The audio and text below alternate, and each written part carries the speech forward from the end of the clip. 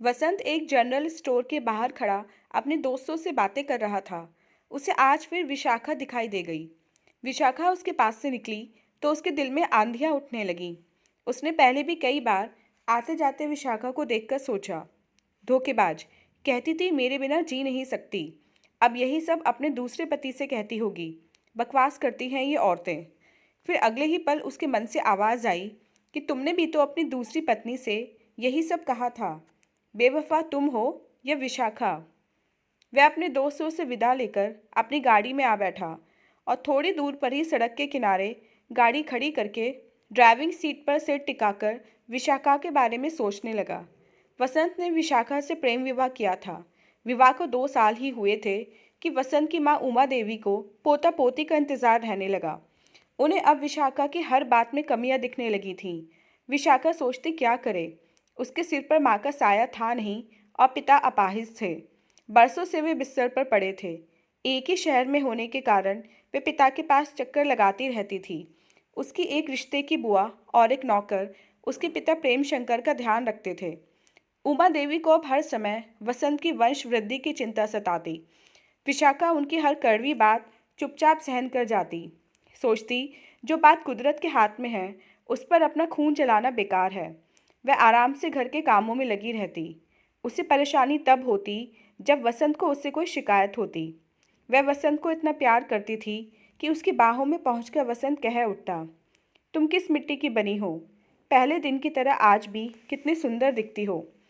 विशाखा हंसकर उसके सीने से लग जाती और इस तरह 5 साल बीत गए थे। वसंत के ऑफिस से आने के समय विशाखा उसे तैयार हंसी मुस्कुराती मिलती। उमा देवी को यह पसंद नहीं था। एक दिन मैं वसंत से बोली, तुम उदास और दुखी क्यों रहते हो? वसंत हंसा, क्या हुआ है मुझे? अच्छा तो हूँ। बिना बच्चे के भी कोई जीवन है। बच्चों से ही तो जीवन में रौनक आती है। उमा देवी बोली, माँ, दुनिया में हजारों लोग हैं जिन्हें बच्चे नहीं हैं। वसंत शांत रहते हुए बोला, तुम ढंग से डॉक्टर को दिखाते क्यों नहीं हो? अभी तक इस बारे में गंभीरता से नहीं सोचा था माँ, अगले हफ्ते दिखाता हूँ। यह कहकर वसंत अपने कमरे में चला गया। विशाखा वसंत के लिए चाय लेकर आई तो वसंत की मुख मुद्रा देखकर समझ गई कि माँ बेटे में क्या बातें हुई होंगी। फिर डॉक्टर, चेकअप, टेस्ट का सिलसिला शुरू हुआ और जब रिपोर्ट आई कि विशाखा कभी माँ नहीं बन सकती तो विशाखा के आंसू रुकने का नाम नहीं ले रहे थे।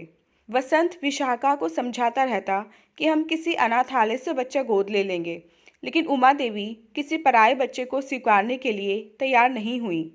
वसंत उन्हें भी समझाता, माँ, जमाना कहाँ से कहाँ पहुँच गया है और आप अपने पराये में उलझी हुई हैं।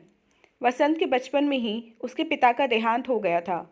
उमा देवी ने बड़ी मेहनत से वसंत को पढ़ाया लिखाया था। वसंत माँ का दिल कभी नहीं दुखाना चाहता था।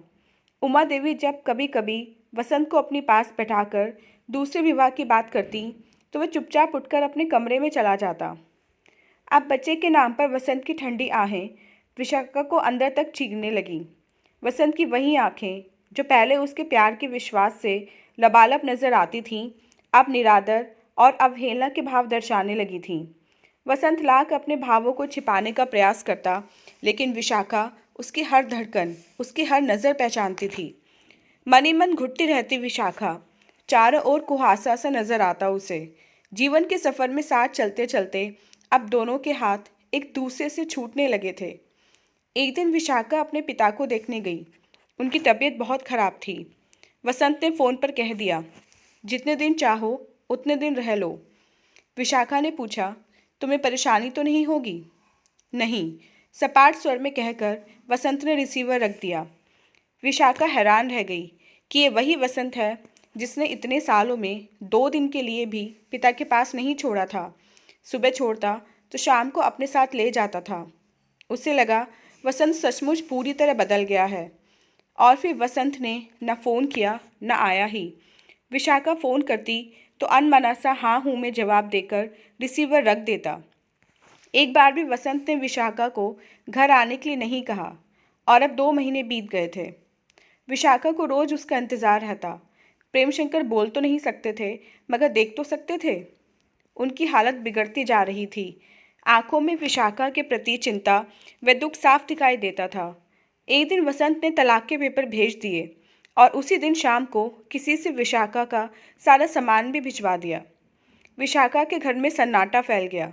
जिसे दिल की गहराई से इतना प्यार किया था, ऐसा करेगा, विशाखा ने कभी सोचा न था।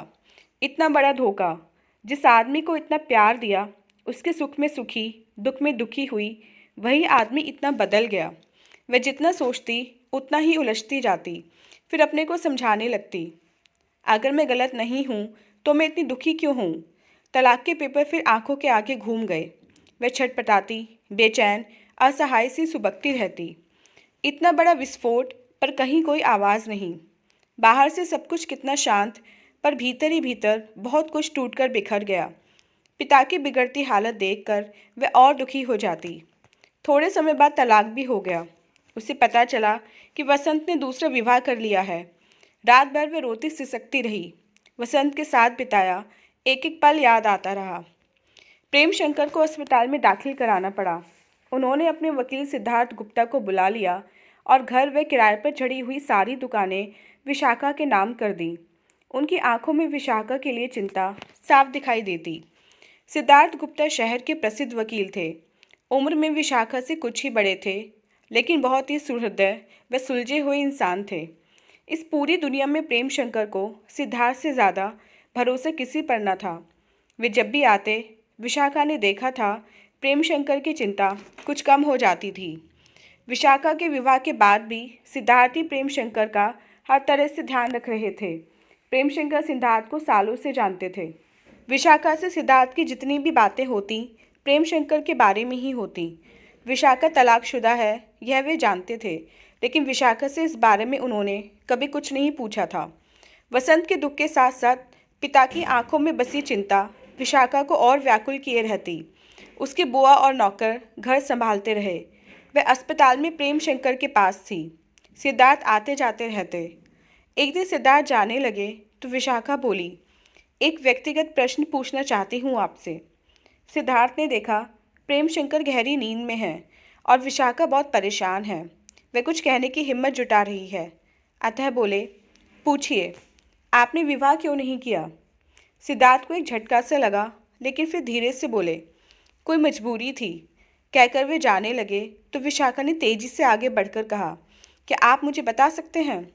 सिद्धार्थ वहीं अपना बैग रखकर बैठ गए और फिर धीरे धीरे बोले, कुछ लोग कमियों के साथ पैदा होते हैं और अगर मैं विवाह के योग्य होता तो सही समय पर विवाह कर लेता। आप मेरी बात समझ गई होंगी। हाँ सिद्धार्थ साहब, ऐसा सिर्फ पुरुषों के साथ ही नहीं, स्त्रियों के साथ भी तो होता है। मैं भी कभी मां नहीं बन सकती, इसी कारण मेरा तलाक हो गया। मैंने हर संभव तरीके से विवाह को बचाने का प्रयत्न किया, लेकिन बचा नहीं सकी। सिद्धार्थ ने हैरान होकर उसकी तरफ देखा तो विशाखा ने कहा, क्या आप मेरे साथ विवाह कर सकते हैं। विशाखा, आप होश में तो हैं। बहुत सोच समझकर कह रही हूँ। मेरे पापा की जान मुझ में अटकी है। आप तो वकील हैं, ये जानते हैं कि एक अकेली औरत को दुनिया कैसे परेशान करती है। अगर आप मुझसे विवाह कर लेंगे तो हम दोनों को एक जीवन साथी और उससे भी बढ़कर एक दोस्त मिल जाएगा। हम अच्छे दोस्तों की तरह जीवन बिता लेंगे। बस आपका साथ मांग रही हूँ, मुझे और कुछ नहीं चाहिए। क्या आप मेरी बात मान सकते हैं। सिद्धार्थ ने विशाखा को गौर से देखा, उसके सच्चे चेहरे को परखा और फिर मुस्कुरा दिए। शीघ्र ही दोनों का विवाह हो गया और विवाह के कुछ समय बाद ही प्रेम शंकर ने हमेशा के लिए आंखें बंद कर ली। विशाखा सिद्धार्थ के घर आ गई। घर वैसा ही था जैसा औरत के बिना होता है। नौकर तो थे, लेकिन विशाखा का हाथ लगते ही घर चमक उठा। एक दिन सिद्धार्थ भावुक होकर बोले, कैसा पति था जिसने तुम्हें तलाक दे दिया। दोनों अपने मन की ढेरों बातें करते। दोनों को एक दूसरे में अच्छा दोस्त दिखाई देता था। विशाखा दिन भर घर को बनाती संवारती, उनकी फाइलें संभालती। रात को उनके कमरे में उनकी दवा और पानी रखकर मुस्कुराकर गुड नाइट बोलकर अपने बेडरूम में आ जाती। बेड पर लेटकर किताबें पढ़ती और सो जाती। सुबह अच्छी तरह तैयार होकर सिद्धार्थ के साथ नाश्ता करती। उनके जाने के बाद गाड़ी निकालती और सिद्धार्थ के बताए कामों को पूरा करती, यानी कभी बैंक जाना, कभी उनके डॉक्टर से मिलती, उनका हिसाब किताब देखती, उनका हर काम हंसी खुशी करती। आज वसंत को विशाखा फिर दिखाई दे गई थी। छोटा शहर था, इसलिए कई बार पहले भी दिख चुकी थी। ऑफिस से उठकर इधर उधर घूमना वसंत की आदत बन गई थी। न जाने क्यों अब भी जब कभी विशाखा को देख लेता, दिल में एक फांस सी चुभती। कई महीने तो विशाखा उसे नज़र नहीं आई थी। वैसे उसने सुन लिया था कि उसने शादी कर ली है और बहुत खुश रहती है। न जाने क्यों उसे विशाखा की शादी से दुख पहुंचा था। शहर के किसी चौराहे पर, किसी मार्केट में विशाखा कभी कभी नजर आ ही जाती थी अपने पति के साथ, किसी नई सहेली के साथ, तो कभी अकेली कार में। उसके शरीर पर शानदार कपड़े होते और चेहरे पर शांति। वसंत का दिल जलकर रह जाता। ऐसी सुख शांति तो उसके जीवन में नहीं आई थी। आज भी जब विशाखा उसके सामने से निकली तो उसका दिल चाहा कि वह उसका पीछा करे, बिल्कुल उसी तरह जैसे विवाह से पहले करता था। गाड़ी खड़ी करके वसंत बेचैनी में टहलता सड़क पर दूर निकल गया।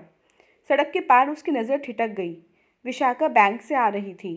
वसंत तेजी से सड़क पार करके उस तरफ बढ़ा जहाँ विशाखा अपनी गाड़ी में बैठने वाली थी। जैसे ही विशाखा गाड़ी में बैठकर गाड़ी स्टार्ट करने लगी, वसंत ने नॉक किया। विशाखा देखती रह गई। वह कभी सोच भी नहीं सकती थी कि इस तरह वसंत से मुलाकात हो जाएगी। वह कुछ बोल ही नहीं पाई। वसंत ने कहा कि गाड़ी में बैठकर बात कर सकता हूँ। विशाखा ने पल भर सोचा, फिर कहा, नहीं, आपको इस तरह बात करने का कोई हक नहीं है अब। वसंत को धक्का सा लगा। वह टूटे स्वर में बोला, बस थोड़ी देर, फिर खुद ही उतर जाऊंगा। कौन सी बातें आपको 3 साल बाद याद आ गई हैं? वसंत बैठता हुआ बोला, बहुत बदल गई हो। क्या खुश हो अपने जीवन से? कैसे हैं तुम्हारे पति? वे बहुत अच्छे हैं और उन्हें बच्चे की भी कोई इच्छा नहीं है। बच्चे के लिए वे पत्नी को धोखा देने वाले इंसान नहीं हैं, विशाखा ने सख्त स्वर में कहा। वसंत झूठ नहीं बोल सका, कोई बात ना बना सका। चोर की तरह अपने दिल का हर राज उगलने लगा। विशाखा, मुझे देखो, मैं खुश नहीं हूँ। विशाखा ने पलटकर उसकी तरफ देखा। सच में वह खुश नहीं लग रहा था। उसका हुलिया ही बदल गया था। वह बहुत सुंदर हुआ करता था, लेकिन आज बदसूरत और बेहाल लग रहा था। विशाखा, वसंत शर्मिंदा सा बोला, यह तो ठीक है कि बच्चे दुनिया का सबसे बड़ा उपहार हैं, लेकिन सिर्फ तुम्हारी खुशी के लिए मैं इस सच से आंखें फेर लिया करता था। लेकिन जब माँ ने दूसरे विवाह की बातें की तो मेरी इच्छा भी जाग उठी। मेरे जुड़वा बच्चे हुए। मैंने दुनिया की सबसे बड़ी खुशी देख ली है, फिर भी मैं टूट गया हूँ। मंजिल पर पहुँचने के बाद भी भटक रहा हूँ, क्योंकि मेरी पत्नी रेखा बहुत ही कर्कश स्वभाव की है। वह समझती है मैंने बच्चों के लिए ही शादी की है। उसे अपने सिवा किसी का ख्याल नहीं। कहती है कि बच्चे तुम्हारी जिम्मेदारी हैं। बहुत ही फूहड़ और बदमिजाज लड़की है। माँ से बात बात पर उसका झगड़ा होता है। वही घर जो तुम्हारी उपस्थिति में खुश और शांत नजर आता था, अब कलह का अड्डा लगता है। घर जाने का मन नहीं होता। तुमने मेरा इतना ख्याल रखा था कि मैं बीते दिन याद करके रात भर सो नहीं पाता हूँ। बहुत दिन बाद मुझे पता चला कि संसार की सबसे बड़ी खुशी तुम्हारे जैसी पत्नी है। मैं तुम्हें कभी नहीं भूल सका और मानता हूँ कि बच्चे का ना होना इतनी बड़ी कमी नहीं जितनी बड़ी तुम्हारे जैसी पत्नी को ठुकराना है। विशाखा ने बेरुखी से पूछा कि यही वे बातें हैं जो आप करना चाहते थे? विशाखा, मुझे यकीन है तुम भी मेरे बिना खुश तो नहीं होंगी। मैंने तुमसे अलग होकर अच्छा नहीं किया। हम अच्छे दोस्तों की तरह तो रह सकते हैं ना? अच्छे दोस्तों की तरह से मतलब? और कुछ तो हो नहीं सकता। कुछ समय तो एक दूसरे के साथ बिता ही सकते हैं। मैं तुम्हें अब भी प्यार करता हूँ विशाखा। तुम्हारे लिए प्यार जैसा पवित्र शब्द एक खेल बनकर रह गया है। मेरे पति का प्रेम कितना शक्तिशाली है तुम सोच भी नहीं सकते। उनके निश्चल निर्मल प्रेम के प्रति मेरा मन श्रद्धा से भर उठा है। हमारे रिश्ते में विश्वास, समर्पण, आदर, अपनापन है और जब भी मैं उनके साथ होती हूँ तो मुझे लगता है कि मैं एक घनी छाया में बैठी हूँ, निश्चित, सुरक्षित और बहुत खुश। कहते कहते विशाखा ने वसंत की तरफ का दरवाज़ा खोल दिया। अब आप जा सकते हैं। वसंत ने कुछ कहना चाहा, लेकिन विशाखा पहले ही बोल उठी, अब और नहीं। और फिर वसंत के उतरते ही उसने गाड़ी आगे बढ़ा दी और अपने दिल में सिद्धार्थ के प्रेम की भीनी भीनी सुगंध से सराबोर घर पहुंची तो सिद्धार्थ उसे देखते ही मुस्कुरा दिए। विशाखा को लगा कि कुछ पल आंखों में तैरता प्यार भी कभी कभी पूरा जीवन जीने के लिए काफ़ी होता है, लेकिन इस बात को सिर्फ खुशनुमा पलों को जीने वाले ही समझ सकते हैं। तो दोस्तों, ये थी हमारी आज की कहानी। उम्मीद करती हूँ ये कहानी आपको पसंद आई होगी। मिलते हैं अपने नेक्स्ट वीडियो में इससे नेक्स्ट कहानी के साथ। तब तक के लिए आज्ञा दीजिए। धन्यवाद।